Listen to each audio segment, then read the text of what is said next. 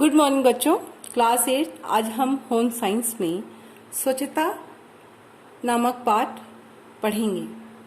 इससे पहले भी इस स्वच्छता नामक पाठ से संबंधित बातें हम पिछले क्लास में कर चुके हैं।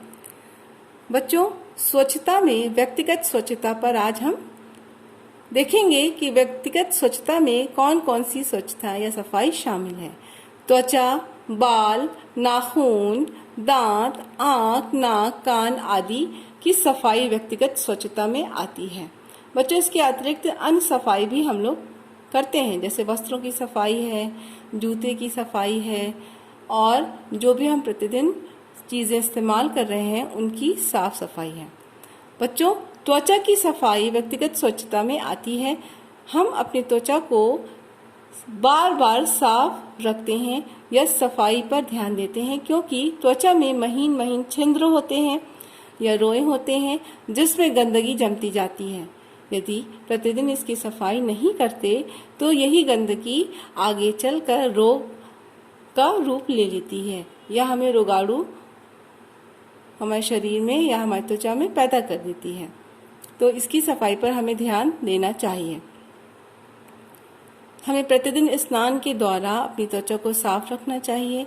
बाहर से आने के बाद घर में हाथ मुंह को अच्छे से धो लेना चाहिए।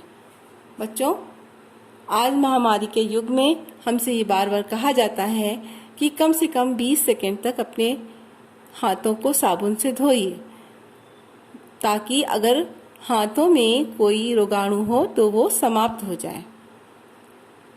इसके अतिरिक्त बाहर से लौटने के बाद मुंह को भी अच्छे से धो के रखना चाहिए। यदि हम अपने हाथ को, अपने मुंह को नहीं साफ रखेंगे, नहीं धोएंगे और उन्हीं हाथों से अगर हमने कुछ खा पी लिया तो रोगाणु हमारे शरीर में प्रवेश कर जाएंगे जो रोग उत्पन्न कर सकते हैं। इसलिए बाहर से आने के बाद या घर में ही कुछ काम करने के बाद अपने हाथ को साफ करते रहना चाहिए। अब है दांत की सफाई।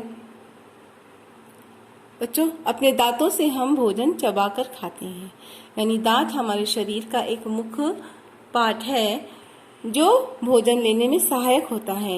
ये भोजन को छोटे छोटे टुकड़ों में बदल देता है जिसे आसानी से हम पचा लेते हैं या भोजन को सुपाच्य बना देता है।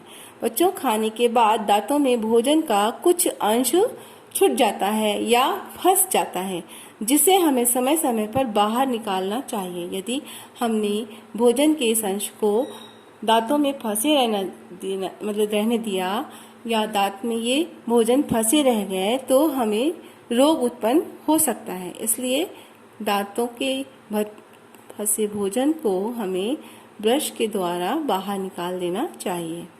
और बच्चों, प्रतिदिन सुबह उठकर हमें ब्रश करना चाहिए। सुबह उठकर कुछ भी खाने से पहले ब्रश करके या फिर रात में सोने से पहले हमें ब्रश करके सोना चाहिए, ताकि दांतों में फंसे हुए भोजन के अंश समाप्त हो जाए और हमें कोई भी रोग ना हो। इसके अतिरिक्त बच्चों, नाखूनों की सफाई भी व्यक्तिगत सफाई में आती है। बच्चों, अपने हाथ पैर के नाखूनों को हमें समय समय पर काटते रहना चाहिए।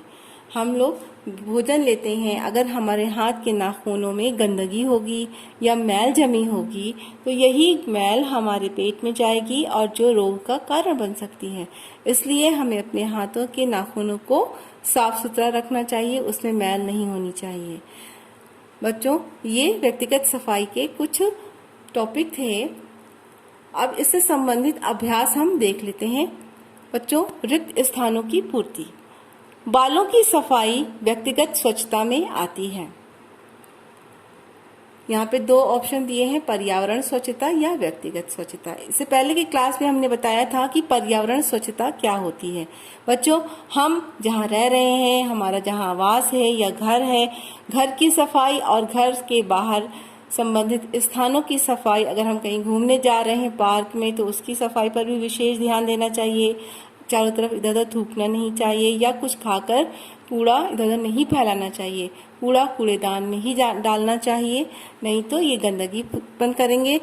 इससे हम भी बीमार पड़ सकते हैं और वहाँ पे जो लोग हैं वो भी बीमार हो सकते हैं। इसलिए हमें पर्यावरण स्वच्छता पर भी ध्यान देना चाहिए। ये इससे पहले की क्लास में हम लोग पढ़ चुके हैं।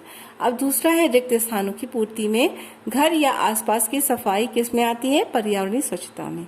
बच्चों, इससे संबंधित अति लघु प्रश्न है। अति लघु उत्तरीय प्रश्न में पहला है पर्यावरणीय स्वच्छता। पर्यावरणीय स्वच्छता में कौन कौन सी स्वच्छता आती है? तो बच्चों, घर की सफाई, आवास की सफाई, स्कूल की सफाई, पार्क की सफाई, आज जो भी आपके आसपास के वातावरण है उन सब की सफाई पर्यावरणीय स्वच्छता में आती है। बच्चों, दूसरा क्वेश्चन है घर में प्रतिदिन प्रयोग में लाए जाने वाले कुछ सामानों की सूची बनाइए। बच्चों, हम प्रतिदिन जो भी सामान इस्तेमाल कर रहे हैं, जैसे अगर हम स्नान करने जाते हैं तो बाल्टी है, मग है, अगर हम सो रहे हैं तो हमें बेड की ज़रूरत होती है, और अगर हम बैठ रहे हैं फर्नीचर की ज़रूरत है, या अगर हम भोजन कर रहे हैं तो बर्तन की ज़रूरत है। तो ये सारे सामान जो हम प्रतिदिन प्रयोग में लाते हैं, उन्हीं बर्तनों की सूची या उन्हीं सामानों की कुछ नाम लिखने हैं इस उत्तर में। नेक्स्ट है आपका लघु उत्तरीय प्रश्न। इसमें बच्चों आपका पहला है आप अपने दांत एवं नाखूनों की सफाई क्यों करते हैं? तो ऊपर हम लोग ने देखा था बच्चों कि दांत की सफाई और नाखूनों की सफाई क्यों जरूरी है।